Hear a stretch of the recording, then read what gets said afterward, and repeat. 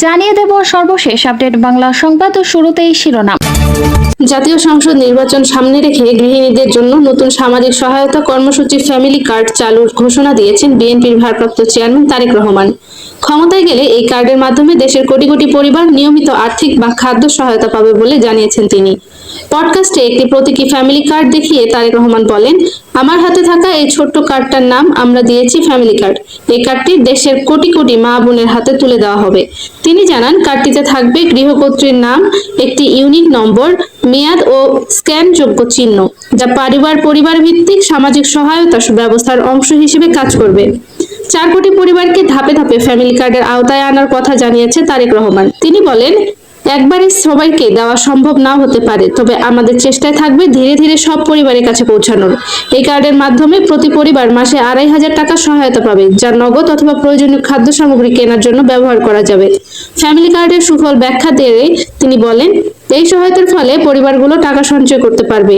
সেই সঞ্চয় দিয়ে সন্তানদের খাদ্য, স্বাস্থ্যসেবা ও শিক্ষায় ব্যয় করা যাবে। গ্রামীণ নারীরা প্রয়োজনে এই অর্থ ক্ষুদ্র বিনিয়োগের ব্যবহার করতে পারবে, যা পরিবারে অতিরিক্ত আয়ের সুযোগ তৈরি করবে বলেও জানান তিনি।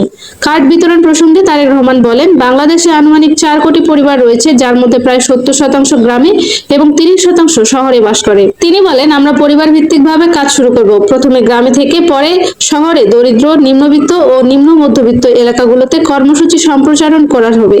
তারেক রহমান বলেন, এই কার্ড গৃহকর্ত্রীর নামে ইস্যু করা হবে।